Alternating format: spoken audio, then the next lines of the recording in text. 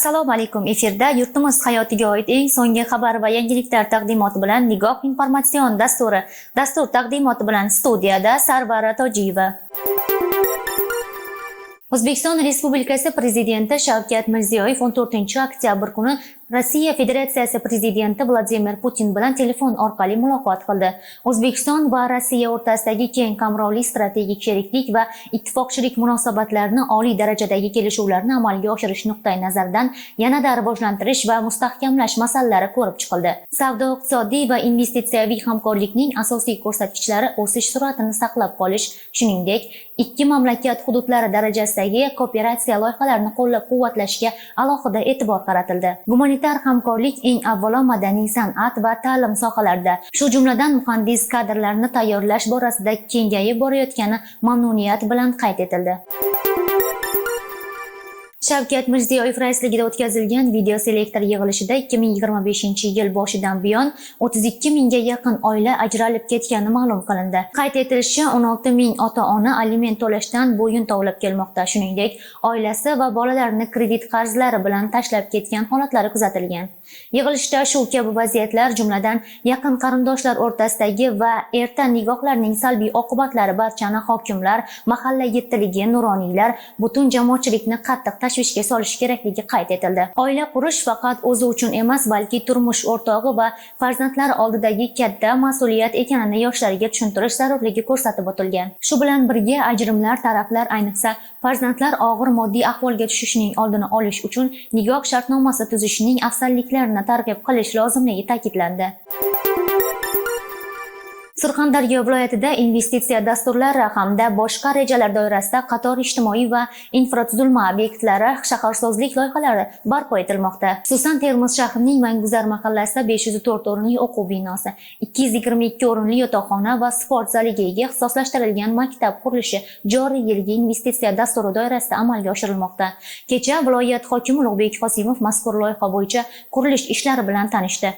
O'rganish jarayonida mas'ullar qurilish ta'mirlash ishlarining borishi hamda avvalgi tashriflar davomida berilgan vazifalar ijrosi haqida axborot berdilar. Shu yerning o'zida investitsiya dasturi doirasida amalga oshirilayotgan boshqa loyihalar va shahar hududida barpo etilayotgan obyektlar bo'yicha ishlar muhokama qilindi.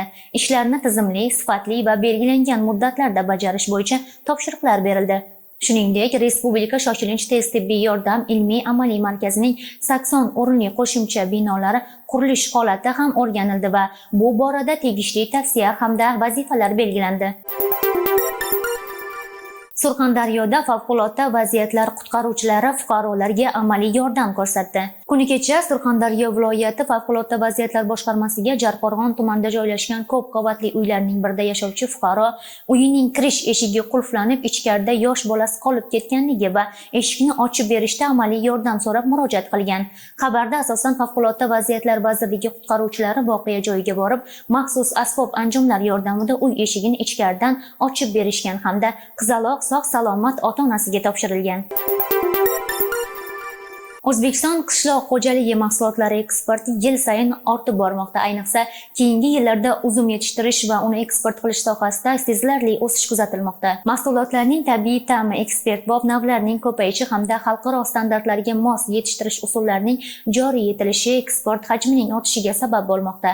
Milliy statistika qo'mitasi ma'lumotlariga ko'ra, 2025-yilning yanvar-avgust oylarida O'zbekiston 19 ta xorijiy davlatga jami 86,2 ming tonna yangi uzilgan uzum eksport qilgan. Bu ko'rsatkichning qiymati 78,3 million dollarni tashkil etgan bo'lib, o'tgan yilning mos davriga nisbatan 64% ga ko'p. Eng yirik bozorlar qatorida Rossiya 63,4 ming tonna, Qozog'iston 15,2 ming tonna va Qirg'iziston 4,5 ming tonna bor. Shuningdek, Belarus, Ukraina va bir qator boshqa mamlakatlarga ham ma'lum hajmda uzum yetkazib berilgan. Qishloq xo'jaligida zamonaviy sug'orish texnologiyalari va ilmiy asoslangan agrotizimlarning joriy etilishi hosildorlikni oshirmoqda. Shu bilan birga meva-sabzavot mahsulotlarini saqlash va qayta ishlash infratuzilmasi rivojlanib, mahsulot sifatini uzoq muddat saqlab turish imkoni yaratilgan.